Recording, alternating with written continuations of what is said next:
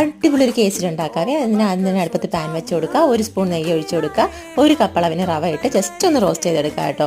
അധികം കരിഞ്ഞു പോവുക, കളർ ചേഞ്ച് ഒന്നും വരരുത്. റോസ്റ്റഡ് റവ ആണെങ്കിൽ പോലും ഈ നെയ്യിൽ ജസ്റ്റ് ഒന്ന് വാട്ടി മാറ്റി വെക്കാം.